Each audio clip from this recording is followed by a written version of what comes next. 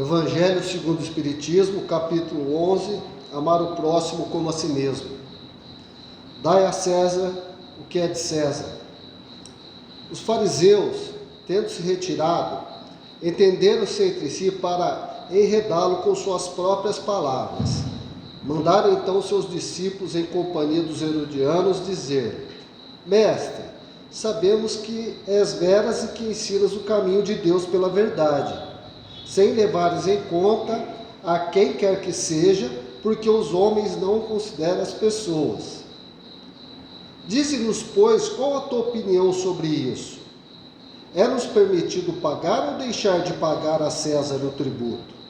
Jesus, porém, que lhes conhecia a malícia, respondeu: Hipócritas, por que me tentais? Apresentai-me uma das moedas que se dão em pagamento do tributo. E tendo-lhe eles apresentado um denário, perguntou Jesus: De quem são essa imagem e esta inscrição? De César, responderam eles. Então, observou-lhes Jesus: Dai, pois, a César o que é de César, e a Deus o que é de Deus.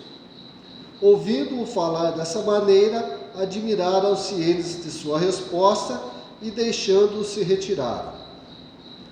A questão proposta a Jesus era motivada pela circunstância de que os judeus, abominando o tributo que os romanos lhe impunham, haviam feito o pagamento desse tributo uma questão religiosa. Numerosos partidos se fundaram contra o imposto. O pagamento desse constituía, pois entre eles, uma irritante questão de atualidade, sem o que nenhum senso teria a pergunta feita a Jesus: É-nos lícito pagar ou deixar de pagar a César o tributo? Havia nessa pergunta uma armadilha. Contavam os que formularam o poder, conforme a resposta excita contra ele a autoridade romana ou os judeus dissidentes. Mas Jesus, que lhes conhecia a malícia, contornou a dificuldade, dando-lhe uma lição de justiça, com o dizer que a cada um seja dado o que lhe é devido. Esta sentença, dai a César o que é de César, não deve, entretanto, ser entendida de modo restritivo e absoluto. Como em todos os ensinos de Jesus, há nela um princípio geral, resumido sob a forma prática e usual e deduzido de uma circunstância particular. Esse princípio é, consequentemente, daquele segundo o qual devemos proceder para com os outros, como queríamos que os outros procedam para conosco. Ele condena todo prejuízo material e moral que se possa causar a outrem, toda postergação de seus interesses. Prescreve o respeito aos direitos de cada um, como cada um deseja que se respeite os seus. Estende-se mesmo aos deveres contraídos para com a família, a sociedade, a autoridade, tanto quanto para com os indivíduos em geral.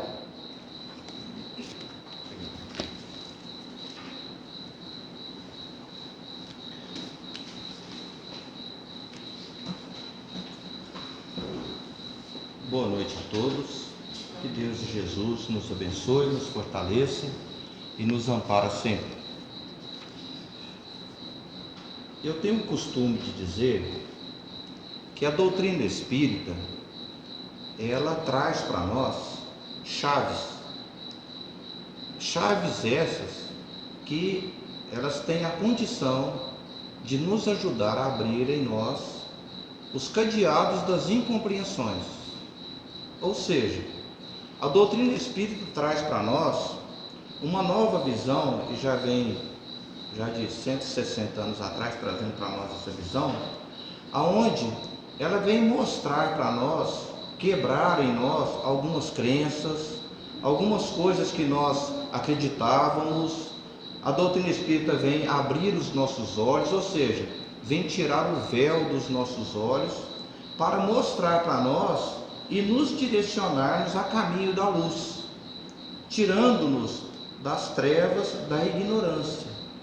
A doutrina espírita tem essa finalidade. Então eu tenho a doutrina espírita como assim, um monte de chavinhas, e essas chavinhas servem para poder abrir, né, os cadeados que nos prende à nossa ignorância.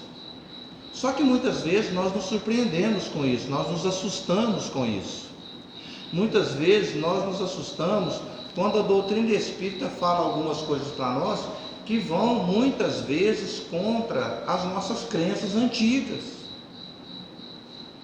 O nosso tema que nós vamos estudar aqui hoje é um tema que, quando a gente fala a primeira vez sobre separação, todos nós, quando nós ouvimos a palavra separação, eu acredito que a maioria de nós pensa em uma coisa ruim, é ou não é?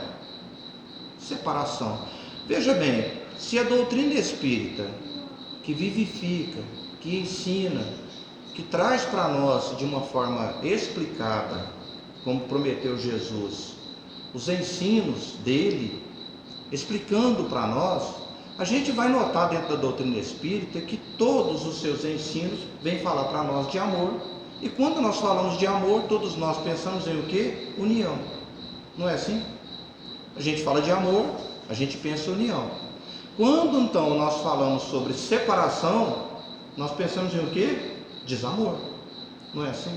Só que hoje, como chave, a doutrina espírita, juntamente, né, com André Luiz e o Chico Xavier, no livro Sinal Verde, lá no item, ou na lição de número 38, vem trazer para nós uma chave para nós podermos entender melhor sobre o que quer dizer para nós separação. Porque quando nós vamos olhar a separação em todos os sentidos, e mais no final, eu vou dar para vocês mais uma chave, para ver quando nós sairmos daqui, talvez nós vamos começar a pensar um pouquinho diferente do que nós pensamos ou que nós pensávamos ao entrar nessa casa. Não por mim, mas pelo Evangelho, por Jesus, não por mim. A única coisa que nós fazemos quando nós falamos sobre doutrina espírita é repetir ou explicar o que a gente está lendo aqui. De nós mesmos, nós não temos nada, ou se tem, é muito pouco. Então veja bem, a doutrina espírita prega para nós a união, o amor entre as pessoas. E hoje nós temos um tema para nós podermos quebrar essa crença nossa de que toda separação é ruim. E nós vamos hoje, de uma certa forma, não provar, mas nós vamos explicar o quanto existe de separações que são necessárias, que são boas. Porque nós temos um terror, nós temos aquela coisa, né? Aquele susto, aquele medo quando fala de separação, algo que está unido e que agora não vai estar unido mais. Mas veja bem, quando é necessária a separação? Vamos imaginar, às vezes, hoje em dia, muito mais do que antigamente, era uma separação muito grande e muito brutal quando a mulher, a filha, saía de casa e deixava os pais, não era? Ou quando o filho saía de casa e deixava os pais. Mas a gente vê que é necessário que aconteça isso, porque o filho tem que tomar o caminho dele, a filha tem que tomar. Nunca que eles vão poder ficar o tempo todo dentro de casa, debaixo das asas do pai e da mãe, porque nunca que eles vão crescer e vão desenvolver espiritualmente, intelectualmente e moralmente, se eles ficarem o tempo todo sob cuidado dos pais. Não, no reino animal, irracional, é pior ainda, porque deixou de mamar, vai embora, cada um cuida da sua vida, não é assim? É necessária aquela separação, porque senão aquele animal não cria resistência, não aprende a caçar, não aprende a fazer as coisas. Da mesma forma também somos nós. Muitas coisas, olha só, quando, né, o filho se casa, lá arruma sua esposa, tanto a esposa, a filha, sai de casa, quanto o filho vai formar um novo lar. Foi necessário que houvesse ali uma separação, a separação dos filhos com os pais, mas foi necessário para o crescimento de ambos. Chegou num período que teve aquele período dos pais cuidarem, e agora eles vão ter que cuidar da própria vida.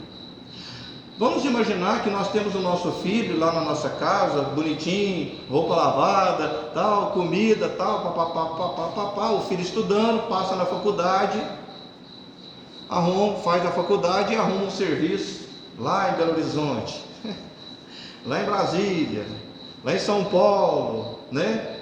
Num centro maior. A gente vai falar para ele: não, você não vai embora não, meu filho, fica aqui. Nós vamos falar isso para os nossos filhos? De forma alguma. É necessário que haja ali então a separação, para que o filho possa ir trabalhar, cuidar da sua vida, ou até mesmo a filha. Às vezes tem que sair para trabalhar num centro maior, ou em outro lugar com mais oportunidade de trabalho. Ela tem que deixar a sua casa. É quase que obrigado. Falei, eu tenho que buscar meu rumo, eu tenho que buscar minhas coisas, meu caminho. Não posso viver. Eu até agora há pouco tempo estava comentando com o Toninho, usando um exemplo. Imaginemos eu e o Toninho condenados à prisão, né? E estamos nós dois numa cela. Criamos ali uma amizade, porque nós temos tempo para conversar. Eu contei toda a minha vida para o Toninho, ele contou toda a vida dele para mim. Nós criamos então entre nós uma afinidade, uma amizade muito grande. Nos tornamos irmãos vivendo ali tanto tempo. Só que o que acontece? O Toninho recebe, né, a sua liberdade, venceu. Aí na hora que ele vai sair, eu falo: não, Toninho, não vai embora não. Nós somos tão amigos. Você vai me abandonar? Você vai me deixar? Aí é necessário esse rompimento, porque o Toninho vai ter que sair para cuidar das coisas dele, da liberdade dele. Não pode ficar o meu tempo. Mas em tudo isso que até agora eu estou, né, citando, nós temos que ver aí, e mais adiante, daqui a pouquinho, nós vamos ver um ponto em comum em todas as separações. O que é fundamental e importante em todas as separações. No livro, o irmão José, ele cita para nós alguns tipos de separação. Ele fala assim para nós: olha só, nas construções do bem é forçoso contar com a retirada de muitos companheiros, e em muitas ocasiões até mesmo daqueles que se nos fazem mais estimáveis. É preciso aguentar a separação quando necessária, como as árvores toleram a poda.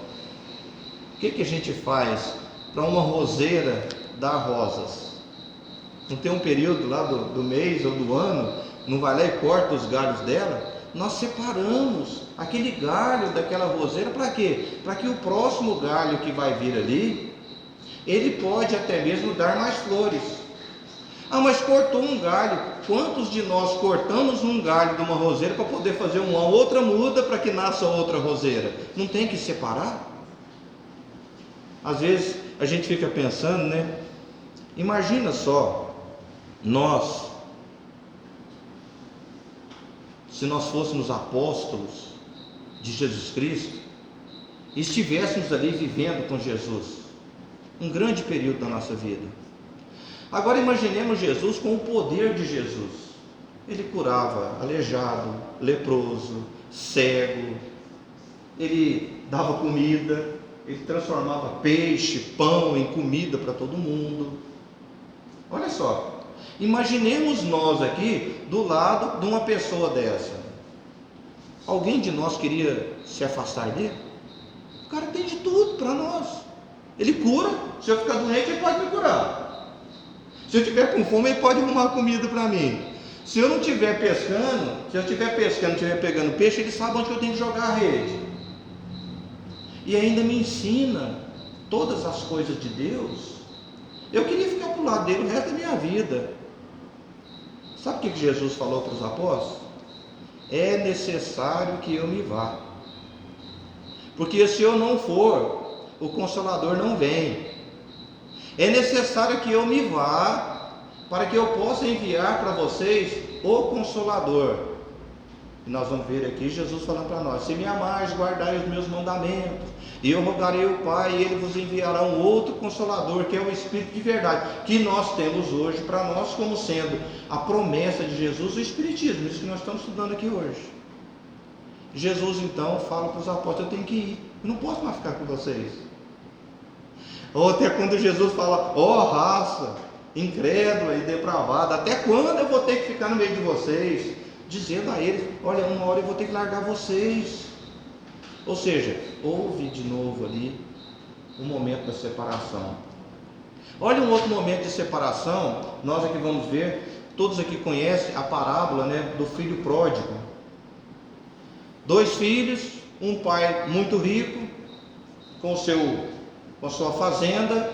Um dos filhos invoca e fala para o pai: pai, me dá tudo que é meu, eu quero ir embora. O que o pai faz? Tá certo, meu filho. Foi lá, pegou a parte dele de dinheiro, tudo que ele tinha, deu para ele, e o filho foi embora. Foi curtir a vida. Acabou o dinheiro, acabaram os amigos, ficou pobre, passando fome. O que ele pensa? Em voltar para o pai. E o que o pai faz? Depois de ter tido ali a separação, o pai o aceita de volta. Ainda faz uma festa, manda matar o melhor boi que tem para poder receber o filho.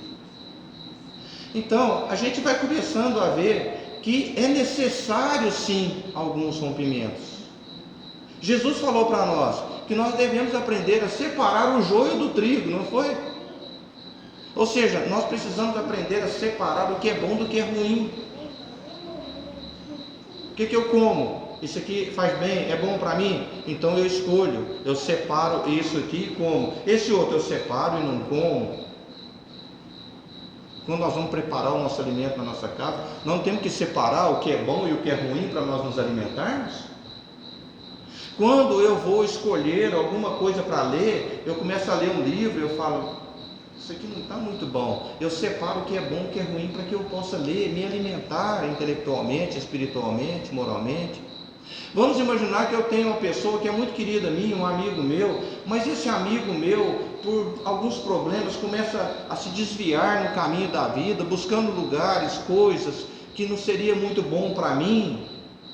Eu tenho que chegar para meu amigo e falar assim: meu amigo, continuo sendo seu amigo, mas eu não posso mais caminhar com você na vida, tenho que me separar. Não é assim?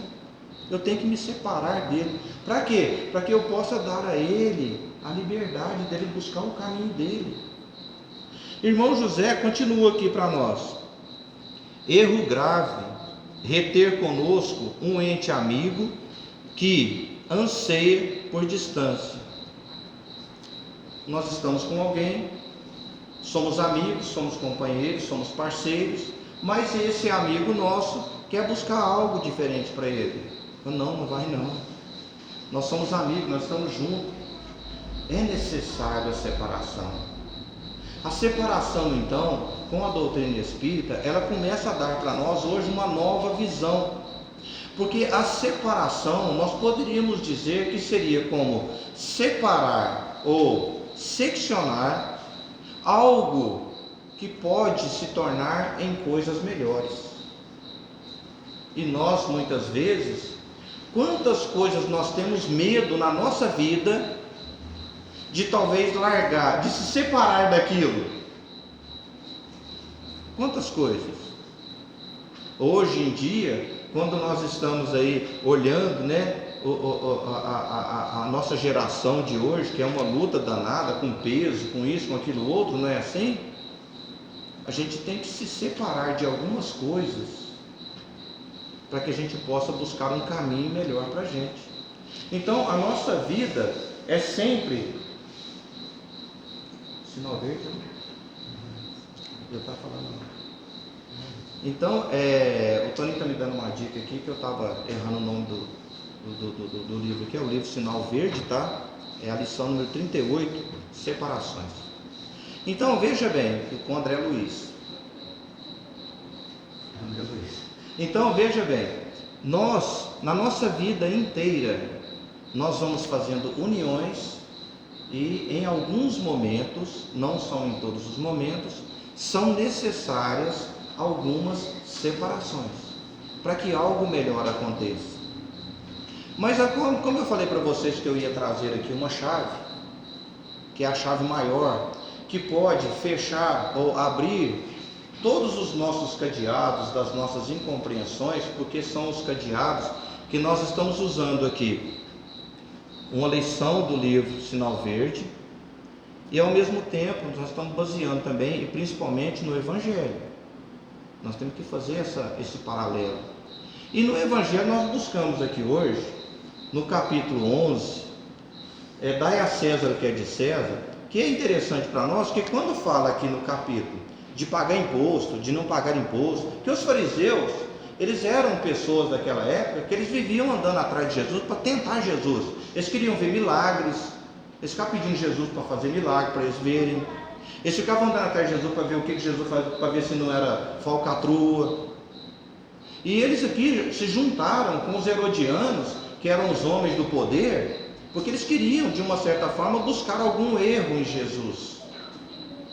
Eles então juntaram-se com os homens do governo, os herodianos, porque naquela época estava tendo um problema seríssimo, que era de pagar imposto e não pagar imposto. Parece que não faz muito tempo isso, né? Que até hoje a gente briga com isso ainda, né? Sabe o que eu estava pensando? Toninho é contador. Eu estava pensando como é que aquele povo sonegava naquela época. Será que escondia o bode? Será que escondia a ovelha lá no meio do mato? Que tinha que sonegar de um jeito, né? Como será que sonegava, né? Não tinha nota fiscal para sonegar. Era aquilo que o cara tinha. Eu tenho aqui 10 sacos aqui de trigo. Eu vou esconder 2 lá no mato e vamos falar que eu só tenho 8. Será que sonegava era desse jeito? Porque a briga era grande também naquela época. Era um sacrifício para os homens pagar os impostos. Aí eles falaram, vamos ver o que Jesus fala. Sabe por quê? Porque se Jesus fala, tem que pagar imposto, o povo ficava contra ele. E se Jesus fala, não tem que pagar imposto, o governo ficava contra ele. Ou seja, Jesus estava numa enrascada, era arapuca para pegar Jesus. Eles chegam para Jesus e falam assim, mestre, é lícito pagar imposto? É interessante, tem uma frasezinha ali que Jesus fala assim, a cada um será dado o que lhe é devido. Que a cada um seja dado o que lhe é devido. Então veja bem, se eu tenho um amigo, um companheiro, ele quer fazer alguma coisa, e para que ele faça aquilo lá, ele tem que se separar de mim, a cada um deve ser dado o que lhe é devido. Eu tenho que dar para ele a liberdade para ele. Ou seja, separação eu tenho para mim como sendo o ato de libertação. E falando em libertação, Jesus então, quando foi testado aqui sobre é lícito pagar imposto ou não pagar imposto, Jesus já tinha ali manjado, né, sacado o que é que eles queriam com ele. Jesus falou assim, me dá uma moeda. Eles então mostraram a moeda e perguntou, de quem é que esse desenho aqui desse? É de César. Aí Jesus falou assim, dai a César o que é de César e a Deus o que é de Deus. Eles ficaram todos de queixo caído, olhando um para o outro, e falou, e agora? A gente corre ou fica parado? O que é que Jesus quis dizer para eles? Ou seja, Jesus veio dar aqui para nós uma separação, a qual ela vem servir para nós em tudo na nossa vida. Em tudo na nossa vida. Tudo que se diz respeito a estarmos nos separando de algo ou de alguém, Jesus veio trazer para nós a chave, a explicação, dando para nós a maior, ou o maior exemplo, ou o maior ensinamento de libertação, de liberdade. Sabe por quê? Jesus falou assim, dai a César o que é de César, e dai a Deus o que é de Deus. Ele mostrou a moeda, ele falou, dá para César o que é de César. Todos eles ficaram sabendo que eles tinham que dar para César o que era de César. O que é? Imposto. Jesus falou, paga o imposto. Jesus falou isso. Só que Jesus falou, e dai a Deus o que é de Deus. Mas ele não falou o que era para dar para Deus. Pode pegar aqui, pode ler. Eu li nesse daqui, eu li na Bíblia, para ver se tinha alguma coisa diferente. Em lugar nenhum Jesus fala o que é que tem que falar, que é para dar para Deus. E é interessante que Kardec deveria pegar isso aqui e colocar lá no capítulo onde fala assim: não se pode agradar a Deus e a Mamon, porque está falando de dinheiro, está falando de Deus, está falando de matéria, não é? Mas não, ele colocou no capítulo amar ao próximo como a si mesmo. Mais uma coisa para chamar a nossa atenção. Está no capítulo sobre o amor. Jesus veio falar de pagar imposto, de dinheiro. Kardec pega e coloca no amor. Sabe por quê? Porque Jesus disse para nós o seguinte: a separação liberta, mas ela não cria o desamor. Se o Toninho está comigo numa cela e o Toninho já recebe a liberdade dele e vai embora, nós vamos estar separados, mas nós não vamos deixar de nos amarmos. Foi isso que Jesus ensinou para nós. Quando o nosso filho sai de casa para trabalhar fora, ou para se casar, ou para estar com ou qualquer outra coisa, para estudar fora, ele vai se separar, mas nunca nós vamos deixar de amar o nosso filho. Quando Jesus então veio ensinar para nós que nas separações da nossa vida, seja qual tipo for as separações, que nunca deva existir ali, nessa separação, o desamor. Que deve haver na separação, sim, uma libertação. Ou seja, a maior liberdade que nós podemos ter e a maior liberdade que nós podemos dar para o outro é permitir que o outro seja aquilo que ele quer ser. É permitir que o outro faça aquilo que ele quer fazer. Nós, quando nós temos o nosso filho pequenininho em casa, que está sob o nosso cuidado, nós não vamos deixar fazer o que ele quer fazer. Mas depois que ele alcança uma certa idade, se nós começarmos a cerceá-lo e não deixar ele fazer o que ele quer fazer, nós começamos a prejudicá-lo. A gente prejudica o filho da gente. Nós temos que deixar o nosso filho. Enquanto nós tínhamos que ensinar as coisas para ele, até ali na juventude dele ali, ensinemos. Mas depois de um certo ponto, tem que ser dada a liberdade para que ele busque o seu crescimento. Só que Jesus vem pedir para nós o seguinte: em qualquer tipo de separação, olha só, em qualquer tipo de separação, que não haja o desamor. Que o amor deve prevalecer entre as pessoas, mesmo que haja a separação. Isso é o que Jesus vem ensinar para nós. Então, muitas vezes, nós ainda, arraigados ainda a umas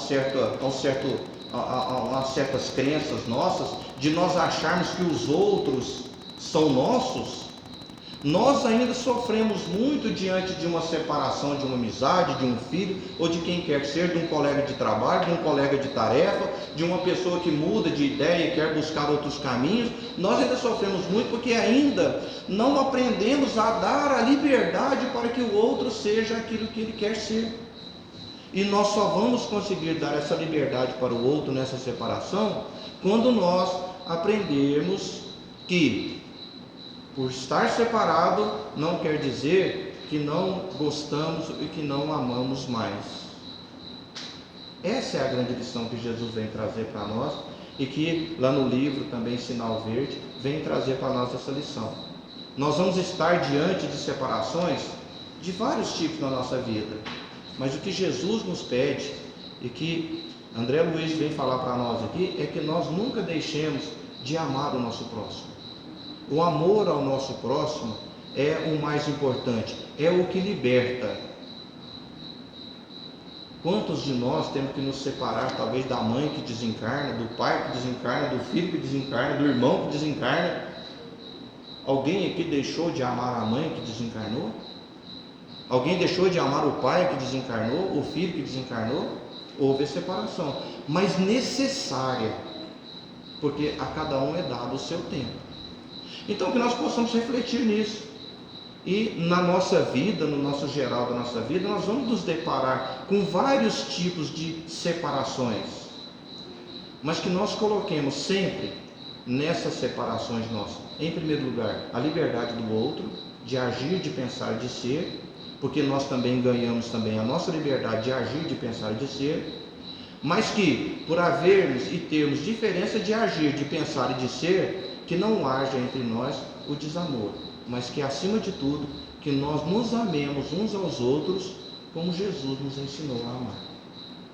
Que Deus e Jesus nos abençoe, nos fortaleça e nos ampare sempre.